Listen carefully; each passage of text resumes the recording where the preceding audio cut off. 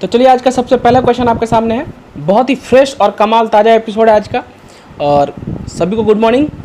और स्टार्ट करते हैं आज का क्वेश्चन। सबसे पहला क्वेश्चन आपके सामने है, निम्नलिखित में से कौन सा अंतर्राष्ट्रीय सम्मेलन और उनके संबंधित अधिकार क्षेत्र सही ढंग से मेल नहीं खाते हैं। मतलब जो गलत है वो आपको बताना है, और आपका समय स्टार्ट होता है 5 सेकेंड का अब।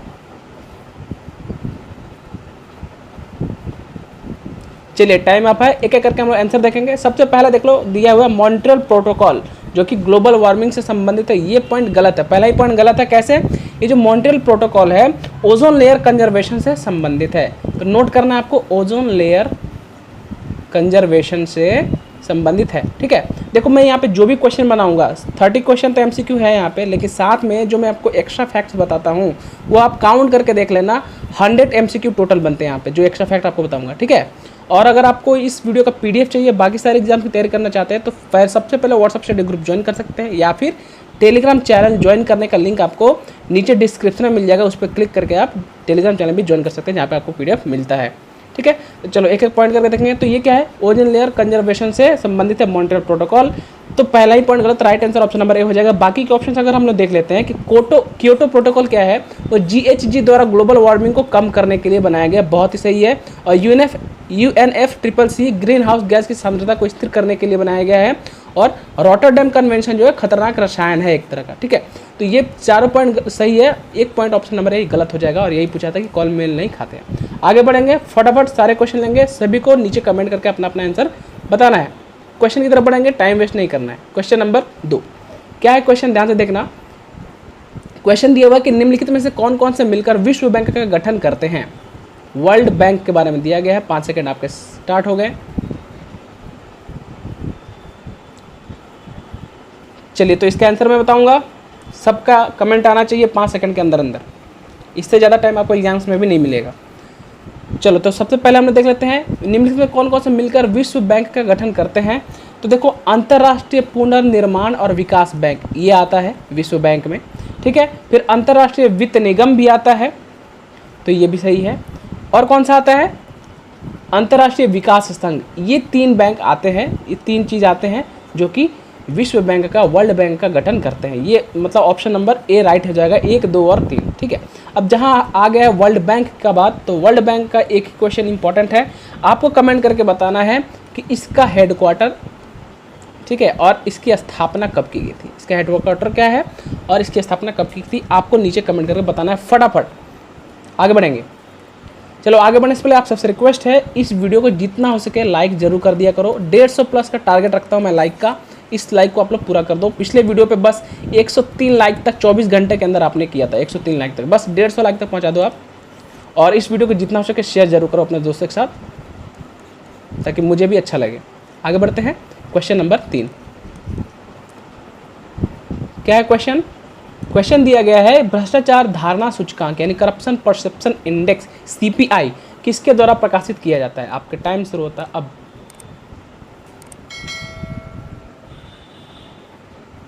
चलिए, करेक्ट आंसर देंगे option number B, Transparency International. इसके द्वारा भ्रष्टाचार धारणा सूचकांक जो है प्रकाशित किया जाता है। ठीक है, इंपॉर्टेंट क्वेश्चन है। चलो आगे बढ़ेंगे। क्वेश्चन नंबर 4 है, विदेशी पूंजी के घटकों में शामिल कौन कौन सा, ये आपको बताना है।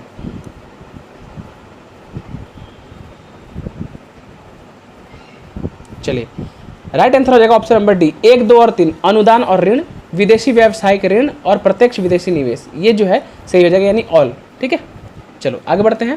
क्वेश्चन नंबर 5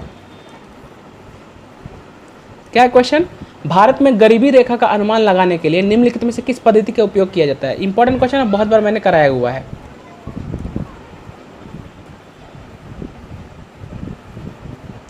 तो गरीबी रेखा का अनुमान लगाने के लिए इसका राइट आंसर हो जाएगा ऑप्शन नंबर बी, आय पद्धति का यूज किया जाता है। क्वेश्चन नंबर 6, कावली राष्ट्रीय पार्क किस राज्य में स्थित है। और 4 ऑप्शन आपका दिया गया, पश्चिम बंगाल, राजस्थान, आंध्र प्रदेश या उड़ीसा।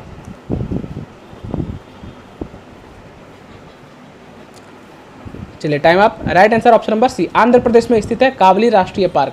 आंध्र प्रदेश को भाषाई आधार पे सबसे पहला राज्य का दर्जा दिया गया था, ये सभी को पता है। आपको इसका डेट कमेंट करना है, कब दिया गया था। इसका डेट आपको नीचे कमेंट करना है कि भाषा के आधार पर आंध्र प्रदेश को सबसे पहले जो राज्य का दर्जा दिया था कब दिया गया था। ठीक है, चलिए आगे बढ़ते हैं। क्वेश्चन नंबर 7 क्या है क्वेश्चन, निम्नलिखित में से कौन से पर्यावरण के जैविक घटक है। बायोलॉजी से इंपॉर्टेंट क्वेश्चन, इन्वायरमेंटल साइंस का क्वेश्चन है। क्वेश्चन नंबर 7 जैविक घटक पूछा गया है। चलिए राइट आंसर की बात करते हैं। Right answer option number C हो जाएगा। 1, 2 और 5 जो है जैविक घटक है पर्यावरण के, यानी जीव, ठीक है, परपोषी पौधे और परजीवी जैविक घटक है। आगे बढ़ेंगे। क्वेश्चन नंबर 8 क्या है क्वेश्चन, ताप विद्युत परियोजना के संदर्भ में कौन सा जोड़ा सही है, बता दो। बहुत इंपॉर्टेंट है, ताप विद्युत परियोजना से लेके। चलो टाइम अप है, एक एक करके हम लोग आंसर देखेंगे। सबसे पहले तलचर जो ताप विद्युत परियोजना वो कि आंध्र प्रदेश में है, ये पॉइंट गलत है, ये उड़ीसा में है। कहाँ है, उड़ीसा में है। और कोरबा कहाँ है, उत्तर प्रदेश में, ये भी गलत है, ये छत्तीसगढ़ में है। तो ये 36 याद रखो, छत्तीसगढ़, ठीक है, शॉर्ट में। और कवास कहाँ है, कवास गुजरात में है। और ये रामागुंडम मध्य प्रदेश में है। तो ये छत्तीसगढ़ हो गया, ये रामागुंडम मध्य प्रदेश, ये बिल्कुल ये हो जाएगा तेलंगाना, सॉरी ये हो जाएगा तेलंगाना। कहाँ पे, तेलंगाना में। तो कौन सा जोड़ा सही है, right answer option number C हो जाएगा, सिर्फ सी सही है। आगे बढ़ते हैं। क्वेश्चन नंबर 9 बिरसा मुंडा के अनुयायी उन्हें किसका अवतार मानते थे।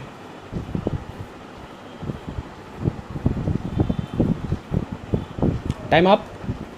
Question number 9 right answer option number B, उन्हें धरती अब्बा का अवतार मानते थे बिरसा मुंडा के अनुयायी। ठीक है, इंपॉर्टेंट क्वेश्चन है। आगे बढ़ेंगे। क्वेश्चन नंबर 10 क्या है क्वेश्चन, बिहार की जनसंख्या की दृष्टि से निम्न जिला में सबसे बड़ा जिला कौन सा है। सभी को पता होना चाहिए क्वेश्चन, जो आप बिहार से हो।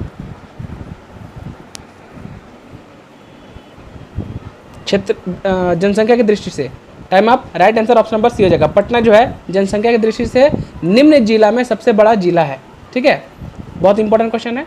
आगे बढ़ते हैं। क्वेश्चन नंबर 11 किसी वस्तु के एक समरूप चालक का प्रतिरोध उसकी लंबाई के डैश तथा उसके अनुप्रस्थ काट के क्षेत्रफल के डैश होता है। अब ये देखो, ये है फिजिक्स का क्वेश्चन, इसका फटाफट आपको आंसर करना है। ऐसे क्वेश्चन जनरल साइंस से पूछा जा सकता है, थोड़ा सा आपको पढ़ना होगा, मैं आपको बता दूंगा तो आपको याद होगा। टाइम अप है। देखो सबसे पहले रिलेशन देख लेंगे, किसमें किसमें पूछा गया, चालक का प्रतिरोध यानी रेजिस्टेंस होता है और लंबाई में। तो देखो एक फॉर्मूला होता है R बराबर रो इंटू L बाई में A। अब देखो यहाँ पे रो क्या है, रेजिस्टिविटी है, और L जो है लेंथ हो जाती है लंबाई, और A जो है अनुप्रस्थ काट का क्षेत्रफल हो जाता है। ठीक है, एरिया हो जाता है, एरिया ऑफ क्रॉस सेक्शन।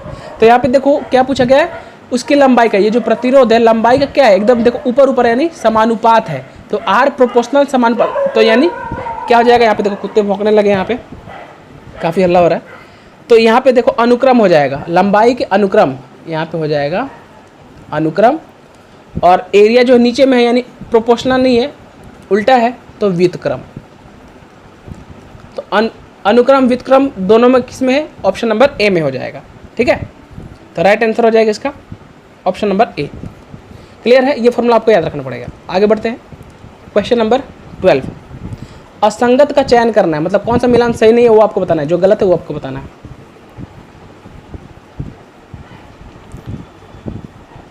चलो एक एक पॉइंट हम लोग देखेंगे। असंगत कौन सा, देखो रानीखेत वायरस जनक संक्रामक रोग सही है। करण स्विस गाय की नस्ल, ये पॉइंट जो है ये पॉइंट भी सही है। और पश्मीना जो भेड़ की ऊन गलत है, ये बकरी की ऊन होती है, बकरी की ऊन को क्या बोलते हैं हम लोग, पश्मीना। और एपीकल्चर मधुमक्खी का पालन कहलाता है, ये बहुत इंपॉर्टेंट है, आपको नोट रखना है। ठीक है, आगे बढ़ते हैं। क्वेश्चन नंबर 13 है, ध्यान से पढ़ना है क्वेश्चन। निम्न में से कौन सा कम या बिना फ्लोराइड वाले पीने के पानी के लंबे समय तक सेवन का प्रमुख प्रभाव है। जिस पानी में सबसे कम या फिर बिना फ्लोराइड का जो पानी होता है उसको पीने से, अधिक समय तक पीने से उसका क्या प्रभाव होता है, ये आपको बताना है। 5 सेकंड आपको मिलता है। सभी को पता होगा नॉर्मल सा रोग है, और दांत से रिलेटेड कैविटी, दांतों की कैविटी जो है, अगर फ्लोराइड में पानी में फ्लोराइड ना हो या कम हो तो ऐसे पानी पीने से दांत की कैविटी हो जाती है। ठीक है, आगे बढ़ेंगे। मनुष्य के खून का पीएच वैल्यू कितना, ये पूछा गया। 5 सेकंड। बहुत इजी क्वेश्चन, अच्छा क्वेश्चन है। चलो टाइम अप। तो पीएच वैल्यू का बात देखो, पीएच वैल्यू बहुत ही इंपॉर्टेंट है, मैंने वीडियो बनाया उसके ऊपर पीएच वैल्यू के ऊपर। तो पीएच वैल्यू जो है कम क्षारीय, तो मनुष्य के खून का पीएच वैल्यू क्या होता है, कम क्षारीय होता है। देखो 7 होता है, क्या होता है 7 होता है, 7 का पॉइंट होता है, एक इधर पॉइंट होता है, एक इधर पॉइंट होता है। अगर इस साइड हम लोग गए 7 से ज़्यादा हुआ, ठीक है, तो इसको क्या बोलते हैं हम लोग, बेसिक बोलते हैं, बेसिक। और 7 से कम हुआ तो इसको हम लोग बोलते हैं एसिडिक, यानी अम्लीय और क्षारीय। तो जो रक्त का होता है वो 7.4 होता है, तो कम क्षारीय होता है, अगर और ज़्यादा होता तो ज़्यादा क्षारीय होता, ठीक है। तो ये आपको नोट करना है। आगे बढ़ेंगे, क्वेश्चन नंबर 15। क्या है क्वेश्चन, मनुष्य के शरीर में किस ग्रंथि के प्रधान ग्रंथि कहा जाता है, इंपॉर्टेंट क्वेश्चन है। और देखो टेलीग्राम चैनल जो भी ज्वाइन किए हो, और वहाँ पे भी क्विज का क्वेश्चन होता रहता है, दिन में 2-3 क्विज हो जाते हैं, तो उसका भी आंसर आप लोग दिया करो। टेलीग्राम चैनल जरूर ज्वाइन कर लो। टाइम अप है। 15 का राइट आंसर हो जाएगा ऑप्शन नंबर सी, पीयूष ग्रंथि को प्रधान ग्रंथि कहा जाता है, इंपॉर्टेंट क्वेश्चन है। और पीयूष ग्रंथि को मास्टर ग्लैंड भी कहा जाता है। और सबसे छोटी ग्लैंड कौन सी है, वो पीयूष ग्रंथि ही है। पीयूष ग्रंथि मनुष्य के शरीर की सबसे छोटी ग्रंथि है, इसे मास्टर ग्रंथि भी कहा जाता है या प्रधान ग्रंथि भी कहा जाता है। अगला question, question number 16, haemocyanin protein में शामिल है, क्या शामिल है, ये आपको बताना है।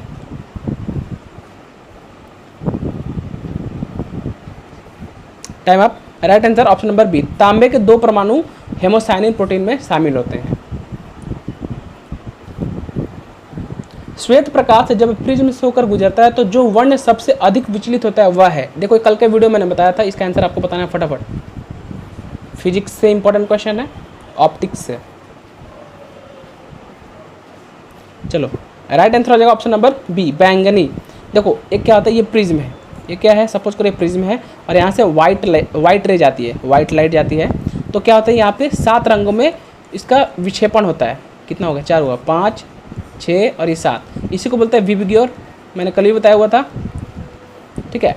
तो क्या पूछा है, सबसे अधिक विचलित होती है, तो सबसे अधिक विचलित वायलेट विचलित होती है, ठीक है। तो ये आपको पता होना चाहिए। आगे बढ़ते हैं।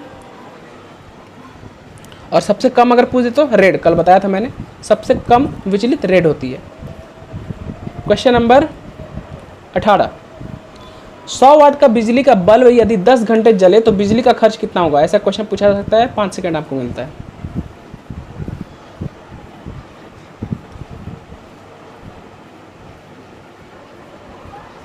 चलो इसका मतलब बताते हैं। राइट आंसर हो जाएगा ऑप्शन नंबर बी, 1 यूनिट बिजली का खर्च आता है, ठीक है, 1 unit.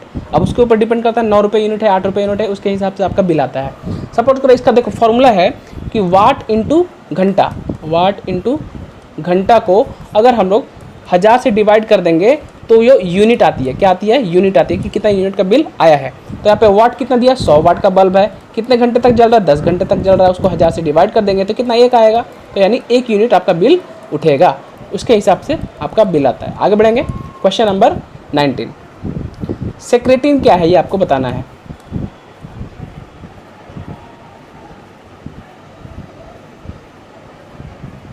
Time up. Right answer है ऑप्शन नंबर ए, सेक्रेटिन एक तरह का हार्मोन है। कौन बता सकते हैं ये कहाँ से निकलता है सेक्रेटिन। देखो सेक्रेटिन ड्यूडेनम से निकलती है, किससे, ड्यूडेनम से निकलती है सेक्रेटिन। बार बार बताऊँ, पीडीएफ के लिए आपको व्हाट्सएप स्टडी ग्रुप ज्वाइन करना पड़ेगा या फिर आप टेलीग्राम चैनल भी ज्वाइन कर सकते हो। आगे बढ़ते हैं, क्वेश्चन नंबर 20। क्या है क्वेश्चन, निम्नलिखित में से कौन सा युग्म सही सुमेलित नहीं है, मतलब जो गलत है वो आपको बताना है। ध्यान से पढ़िए क्वेश्चन को।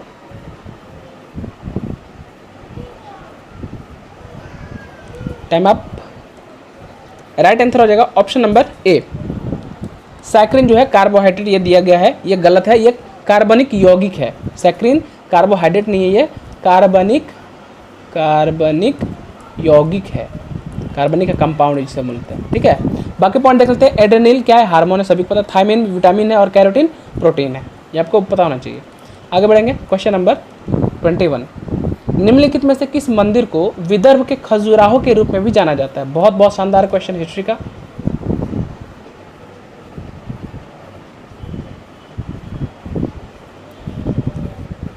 चलिए राइट आंसर हो जाएगा ऑप्शन नंबर ए, मार्कंडेश्वर के मंदिर को विदर्भ के खजुराहो के रूप में भी जाना जाता है। शानदार क्वेश्चन है। और ये क्वेश्चन ये भी पूछा कि मार्कंडेश्वर कहाँ पर है, या विदर्भ खजुराहो कहाँ पर है, या महाराष्ट्र में है। ठीक है, ये आपको याद रखना पड़ेगा। मार्कंडेश्वर कहाँ है? महाराष्ट्र में है। आगे बढ़ेंगे, क्वेश्चन नंबर 22। पहले इसको नीचे करूँ। क्या है क्वेश्चन? चैतन्य प्रभु के संबंध में निम्नलिखित कथन पर आपको विचार करना है। 2 कथन दिया गया है, वो आपको बताना है क्या है नहीं है। ध्यान से पढ़ो आप। क्लास टाइमिंग आपने नोट कर लिया होगा, सुबह 10 बजे जीके जीएस और रात को 9 बजे भी जीके जीएस का वीडियो आता है। मैथ्स तभी आएगा जब आप लोग कहोगे कि हाँ मैथ्स और रीजनिंग भी बनाइए, क्योंकि मेंस में एग्जाम में पूछा गया मैथ्स और रीजनिंग का, तभी मैं बनाऊंगा, क्योंकि उस पर रिस्पॉन्स नहीं आने से वीडियो नहीं बनता। तो क्वेश्चन नंबर है 22। अच्छा, मैंने टाइमर स्टार्ट नहीं किया, कोई बात नहीं। 22 का राइट आंसर क्या हो जाएगा? ऑप्शन नंबर बी, केवल 2 सही है। ठीक है, इनके अनुयायी इनको भगवान शिव के अवतार मानते थे। ठीक है, ये शिव के अवतार नहीं मानते थे, विष्णु के अवतार मानते थे। ये पॉइंट सही हो जाएगा। ठीक है, और जो दूसरा गोसाई संघ की स्थापना इन्होंने की थी, यह बिल्कुल सही है। चलिए, एक क्वेश्चन ये बनता है, चैतन्य प्रभु जो थे इनका बचपन का नाम क्या है? तो चैतन्य प्रभु का बचपन का नाम निमाई पंडित था। ये आपको नोट करना है, क्योंकि एक क्वेश्चन पूछा गया है। आगे बढ़ेंगे, फटाफट क्वेश्चन देखेंगे। Question number 23। क्या है क्वेश्चन? भारतीय भाषाओं का केंद्रीय संस्थान निम्नलिखित में से किस स्थान पर अवस्थित है?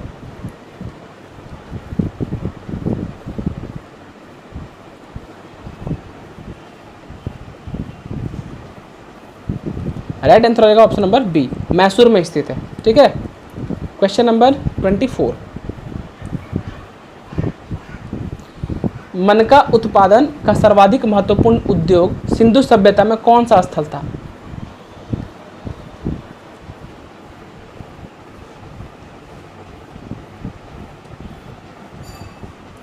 चलिए, राइट आंसर हो जाएगा ऑप्शन नंबर डी, 1 और 4। कहाँ पर? लोथल में था और चनहुदड़ो में था। एक क्वेश्चन ये बनता है, लोथल कहाँ पर है? तो लोथल अभी गुजरात में, और चनहुदड़ो यह है पाकिस्तान के प्रांत में, पाकिस्तान। आपको ये चीज़ पता होना चाहिए। आगे बढ़ेंगे, क्वेश्चन नंबर 25। केंद्रीय विद्युत रासायनिक अनुसंधान संस्थान कहाँ पर स्थित है? आपको बताना है।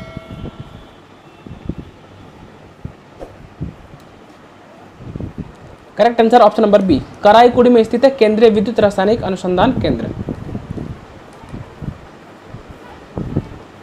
Question number 26।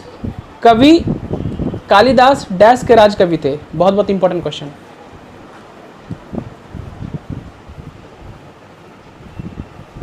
सभी पता होना चाहिए। राइट आंसर हो जाएगा ऑप्शन नंबर सी, चंद्रगुप्त द्वितीय के राज कवि थे कवि कालिदास। ठीक है, कालिदास की कुछ महत्वपूर्ण रचनाएं जो कि फेमस है, आप नीचे कमेंट जरूर करें, देखता हूं किसको किसको याद है। Question number 27। क्या है क्वेश्चन?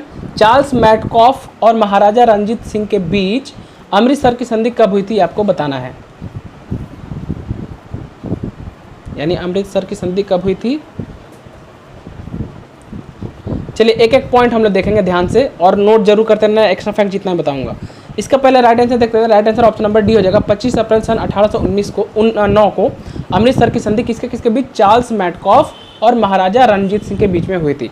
अब एक एक पॉइंट देखें हम लोग। पहला पॉइंट दिया है 9 मार्च 1846, किस लिए फेमस है? लाहौर की संधि के लिए, लाहौर की संधि के लिए। 29 मार्च 1849, इसमें इस दिन को पंजाब का विलय हुआ था, पंजाब का विलय हुआ था। ठीक है, और 22 दिसंबर सन 1846 में क्या हुआ था? भैरवाल की संधि हुई थी।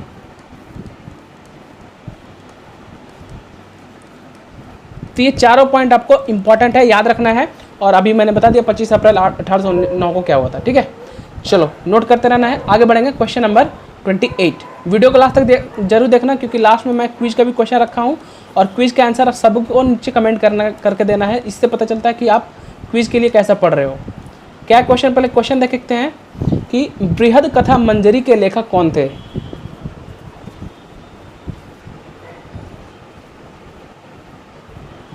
राइट आंसर है ऑप्शन नंबर ए, बृहद कथा मंजरी के लेखक क्षेमेंद्र थे। अच्छा, तो क्वेश्चन है, हर्षवर्धन के शासनकाल के संबंध में कौन सा कथन गलत है? जो गलत है वो आपको बताना है। हर्षवर्धन के शासनकाल के बारे में दिया गया है, बता दो फटाफट। आपका टाइम स्टार्ट कर देता हूँ मैं यहाँ पे। हर्षवर्धन के शासनकाल के बारे में कौन सा गलत है वो आपको बताना है। चलो एक एक पॉइंट हम देखेंगे। पहला पॉइंट दिया गया है कि हर्षवर्धन के मंत्री परिषद के मंत्री को सचिव या अमात्य कहा जाता था। ये बिल्कुल सही है, इसमें कोई दो राय नहीं है, बिल्कुल सही है। दूसरा कथन कर रहा है कि हर्षचरित में प्रांतीय शासक के लिए लोकपाल शब्द का प्रयोग किया गया है, ये भी सही है। और हर्ष के समय में प्रयाग सूती वस्त्रों के निर्माण के लिए प्रसिद्ध था, ये पॉइंट गलत है। यहाँ पे प्रयाग नहीं जो होगा, यहाँ पे मथुरा हो जाएगा। क्या हो जाएगा? मथुरा। ठीक है, तो हर्षवर्धन के शासनकाल में मथुरा सूती वस्त्रों के निर्माण के लिए प्रसिद्ध। तो कौन सा कथन गलत होगा? ऑप्शन नंबर सी इसका राइट आंसर हो जाएगा। और चौथा पॉइंट है कि हर्ष के काल में भू राजस्व की सीमा 1/6 कहाँ गया? 1 मिनट, 1/6 से 1/10 थी। हाँ, तो ये भी बिल्कुल सही है, ये पॉइंट भी सही है। तो right answer option number C हो जाएगा, यही सिर्फ गलत है। आगे बढ़ते हैं। क्या है क्वेश्चन? बंगाल का विभाजन मुख्यतः किया गया था, किस लिए किया गया था, उद्देश्य क्या था, ये आपको बताना है।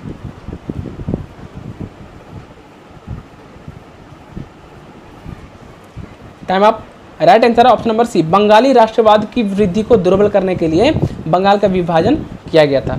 तो ये थे टोटल क्वेश्चंस। वीडियो को फटाफट लाइक कर दो और जितना हो सके वीडियो को शेयर जरूर कर दिया करो।